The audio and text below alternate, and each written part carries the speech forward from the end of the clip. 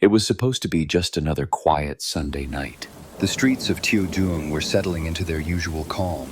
The shops were closing, the lights dimming, but behind the high walls of an elegant garden villa on the edge of town, something unspeakable had happened.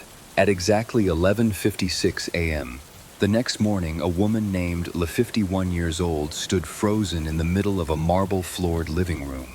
Before her lay the lifeless body of her ex-husband Hai, a successful businessman in his late 50s. His face was contorted in pain, blood soaked the floor beneath him, and in one stiffened hand was a shattered smartphone. It was his last act. The night before, he had tried to call her not once, but 3 times. He even managed to send a text, but the screen had already cracked and the message came through as a garbled mess of characters. Among the unreadable symbols, 5 words barely stood out. "I'm in serious danger." Lee thought it was just another one of his drunken tantrums. She didn't pick up, she didn't reply, and by the time she called back, it was already too late. What followed would send shockwaves through the town and make national headlines, not because it was a murder, but because of who was involved. You see, this wasn't just a random attack. There were no signs of forced entry, no missing valuables, no unknown fingerprints. Only 3 people had been in that house the night he died, and all 3 were family. Some people say betrayal is worse than violence. But what if the violence came from the betrayal? And what if the killer Was someone he loved the most? I can't help but wonder, what would you do if the person you trusted most turned out to be your greatest threat? August 20th, 2015, a humid summer night in the city of Teocheung, central China. At 8:45 p.m., Lee was working at her small, bustling street restaurant when her phone began to buzz. 3 missed calls, all from one man, Hai, her ex-husband. Along with them was a long, scrambled message, nearly unreadable, as if someone had typed it in complete darkness, or worse, with fading vision. It wasn't the first time Hai had reached out late at night. He was known for drinking, sometimes picking fights over the phone. Tired of the past and with customers waiting, Lou ignored the calls. She told herself she was done with that chapter of her life. But deep down, something felt off. At 11:15 p.m., curiosity or maybe guilt got the better of her. She dialed him back once, then again. No answer, just silence. By morning, her worry turned into dread. At 8:00 a.m., Lei began calling their 23-year-old son, Tuan, who still lived with Hai in their 2-story garden house. 7 calls, no answer. The uneasy feeling in her gut now screamed louder than ever. By 11:30 a.m., she had taken a taxi 47 kilometers across the province to their old home. She hadn't been back since the divorce. The gold-painted gate loomed before her, familiar, yet foreign. She didn't have a key anymore, but to her surprise, the gate wasn't locked. That's when alarm bells went off in her head. She stepped inside slowly. The garden, usually full of koi fish and bonsai, was eerily still. No sign of her son, no sign of Hai. She called out. Nothing, just the wind. Then she noticed the front door, closed but not latched. Something was wrong. At 11:56 a.m., Lee stepped into the house and froze. In the middle of the living room lay Hai, motionless, cold, blood pooled beneath him, and in one clenched hand a broken phone. She screamed, ran from room to room, looking for Tuan, for anyone, but the house was empty. Only death remained. Panicked, she called the police. At 12:10 p.m., law enforcement arrived at the scene. They found a crime scene as quiet as it was terrifying. No signs of forced entry, no overturned furniture, no broken windows, no stolen valuables. On the contrary, everything of value, watches, electronics, antique vases, were untouched. It looked less like a robbery and more like someone had simply walked in. But there was blood, a lot of it, and in the kitchen sink they found a bloodied fruit knife.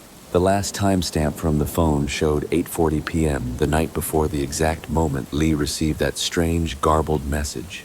The police quickly identified the 3 main people with access to the house. Lee, the ex-wife who no longer lived there. Tuan, the son, a recent college graduate reportedly unemployed.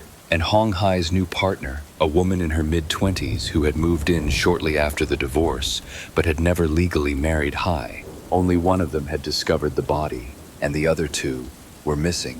By 100 p.m., officers tried calling both Tuan and Hong. No response. Hong's phone was off. Tuan's phone rang, but no one picked up. Lee, now frantic, called every friend and relative she could think of. No one had seen them. No one had heard from them. It was as if they'd vanished. But people don't vanish for no reason. And sometimes, people run not because they're afraid of what happened, but because they know exactly what happened.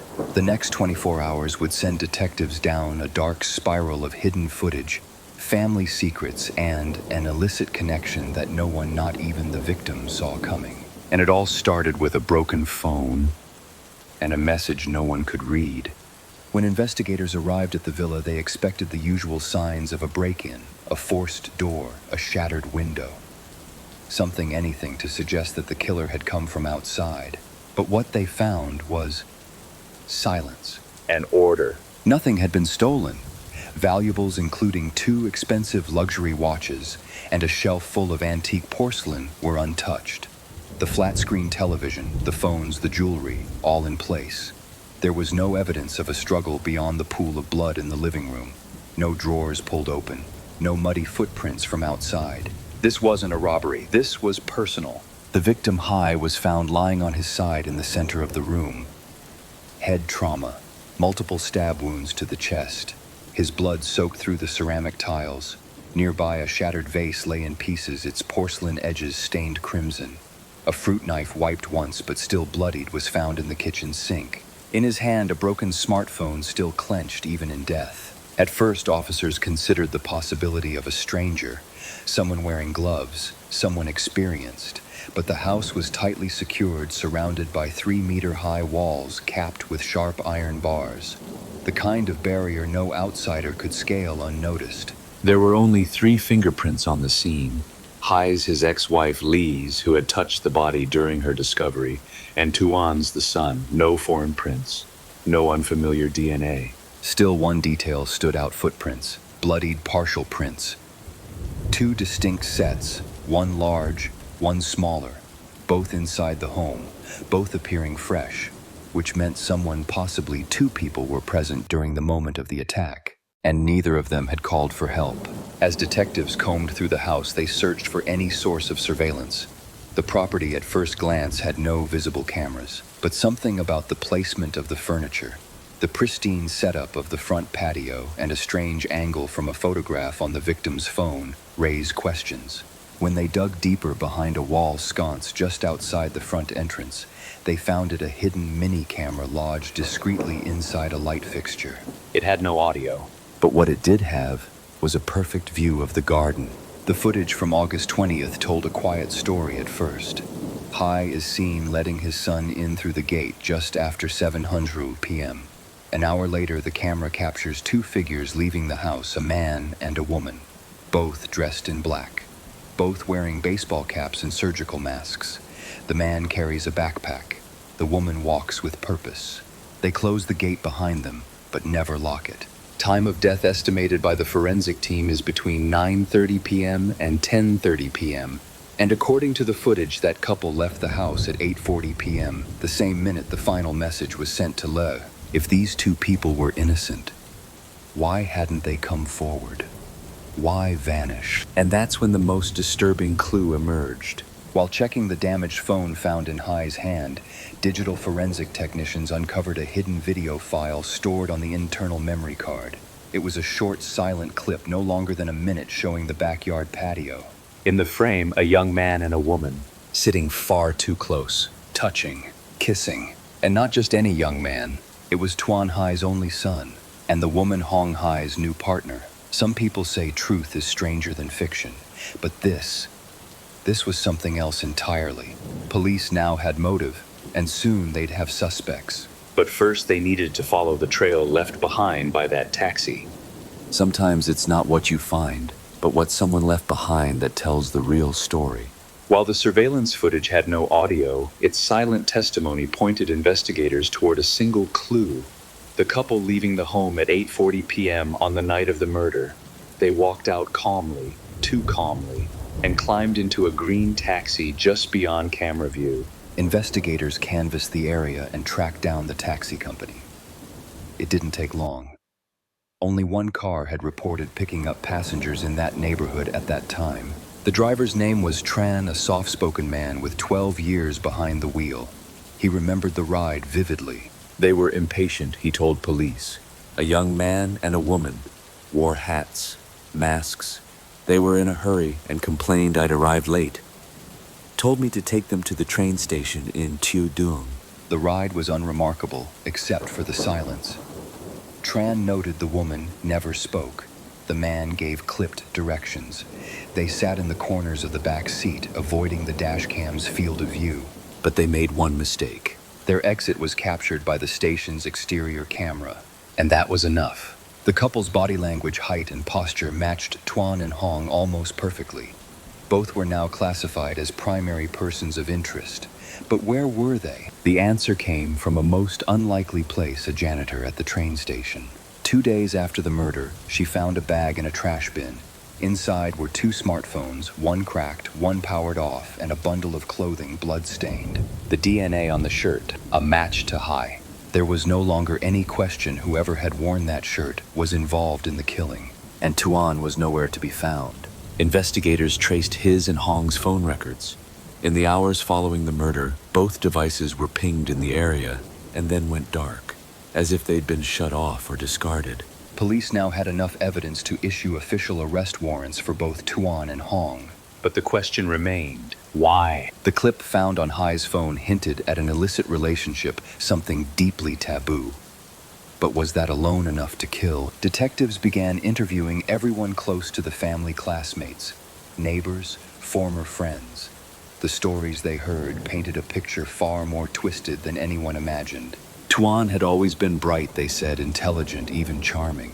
But after his parents' bitter divorce, something in him changed. He grew quiet, withdrawn, then resentful, especially after his father moved in with a woman barely older than himself. That woman, Hong, had been described as reserved and calculating. Some remembered her from a local karaoke lounge. Others said she had a way of making men listen, but no one expected this. In the weeks before the murder, their relationship with Hai had grown tense. Neighbors reported shouting matches, slamming doors, suspicious glances between father and son. And then came the discovery that confirmed detectives' worst fears. Hidden on the memories card inside Hai's damaged phone was a longer version of the earlier patio footage. Not only did it show physical affection between Tuan and Hong, it revealed multiple meetings captured over weeks. Sometimes during the day, sometimes late at night. It wasn't a single lapse in judgment. It was an affair. And when Hai found out, when he secretly installed a hidden camera and caught them, he did what any betrayed father might do. He confronted them. Police believe Hai discovered the footage the morning of his death. He waited until evening to confront the pair, calling both home under vague pretenses. What was said between them, no one can know for sure. But by 8:40 p.m., Hai was dead. Tuan and Hong were gone. And so was the future they thought they could build together. For a few days they vanished, disappeared into the bustle of southern China. Authorities feared they might have escaped the country. Then a breakthrough, a flagged passport application under a fake name. The destination, India. It was August 30th, 2015, just 10 days after the murder, when police spotted 2 suspicious travelers at the Baghvan International Airport. Their disguises were good new haircuts, new clothes, different mannerisms. But even the best disguises can't hide a guilty conscience. At 7:15 p.m., As they approached the check-in counter, uniformed officers closed in. And just like that, it was over. You might think the hardest part of a crime is getting away with it, but sometimes the hardest part is what you carry with you afterward. The arrest of Tuan and Hong at Baghvan International Airport marked the end of their flight, but not the end of the story. Their mugshots shocked the public. Tuan, once a promising university graduate, looked unrecognizable, hollow-eyed, disheveled, and gaunt. He had reportedly lost over 20 pounds during his 10-day escape. Hong, now sporting shorter hair dyed a plain black, showed no emotion as the flashbulbs captured her face. In the interrogation room, things began to diverge. Hong remained silent. She refused to answer questions, denied everything, and insisted on legal representation. Tuan, however, began to crack. After a private visit from his mother and younger sister, he agreed to talk. The confession came slowly, broken, shaky, but complete. He admitted to the confrontation, to the fight, to the rage, and to the final irreversible act of violence that ended his father's life. "I didn't plan to kill him," he told investigators, "but everything just exploded." And yet, despite the emotional volatility, prosecutors argued otherwise. November 26, 2015. The courtroom in Teodung was quiet as the trial began. The media wasn't allowed inside, but the whispers outside were relentless. The headlines wrote themselves: "Son and stepmother on trial for father's murder. Twisted love triangle ends in tragedy. A family destroyed from within." Inside, the prosecution laid out a stark timeline. Illicit relationship. Discovery of hidden footage. Confrontation. Murder. Attempted escape with fake documents. The defense, led by a modest legal team, didn't argue innocence. Instead, they argued impulse, that the act was not premeditated but triggered by years of emotional abuse, family dysfunction, and a sudden escalation. Hong maintaining her silence was painted by some as a manipulator, by others as a victim. But Tuan's confession sealed the outcome. "He hit her. He threatened us both. I was afraid, but I didn't mean to kill him." The court considered video evidence, digital forensics, and the autopsy report, which confirmed multiple stab wounds and head trauma. The panel of judges deliberated for hours. And finally, they delivered their verdict. Do Hong, the younger partner, was sentenced to 16 years in prison for her involvement in the cover-up, tampering with evidence, and accessory to homicide. Vung Tuan, the son, was sentenced to death for the murder of his father. It was a ruling that sparked national debate. Some said the sentence was too harsh, that the emotional complexity of the situation demanded leniency, that he was a broken young man raised in a broken home, that he lost his moral compass not out of evil, but out of pain. Others said justice had been served, that no amount of family trauma could excuse patricide, especially one committed in cold blood with an attempted international escape. Tuan's mother, Lei, appealed for clemency. She cited his remorse, his youth, and the unbearable guilt he now carried. But the court stood firm. On December 21, 2015, the appeal was denied. The sentence was upheld. And on August 4, 2017, the execution was quietly carried out. There were no reporters at the gates. No last words released to the press. Only a small official note confirming the state had fulfilled its legal duty. The family that once posed for smiling photos in the garden no longer existed. What remained was silence, and a question that lingers to this day. Was justice done, or had everyone in that house simply become victims of a tragedy? No one was strong enough to stop. The house in Teodung still stands. Its yellow gold gates remain closed, its garden quietly overgrown. No koi fish swim in the pond anymore. No one sips tea at the stone table. The wind still moves through the branches, but no voices answer. Some say it's cursed, but others, especially those who followed the case closely, say it's not the house that was cursed. It was the people inside it, each carrying wounds too deep for any court to see. When the story broke, it sent shockwaves across the country. Not just because of the crime, but because of what it revealed about family loyalty and the emotional fractures hidden behind polite smiles. Public opinion split down the middle. Some saw Tuan as a tragic figure, a child crushed beneath the weight of a broken home, forced to grow up too fast, only to lose himself in forbidden emotions and impossible choices. Others saw only the crime, a brutal killing, a failed escape, and a young man who crossed a line that can never be uncrossed. But maybe the most painful question is this: could this have been prevented? Was it the divorce? The betrayal? The emotional vacuum left when a father traded a wife for someone half his age, and a son felt abandoned by the only man he ever tried to impress? I can't help but wonder, if just one person had said, "Stop," would any of it have happened? In interviews, former teachers of Tuan described him as bright, kind, and attentive. Friends said he was quiet, a bit intense, but loyal. Somewhere between those fragments, a young man got lost. Hong, too, was a person shaped by hardship. Orphaned young, working menial jobs, surviving alone in a world that didn't make space for weakness. Her path to survival may have blurred the lines between love and manipulation, between longing and destruction. And Hai, the father, the victim, was no saint. He had clawed his way up from poverty, built a career, and in the process made choices that fractured the very family he was trying to lift out of hardship. When he left his wife for someone his son's age, he didn't just walk away from a marriage. He walked away from stability, from trust, and from boundaries that once held everything in place.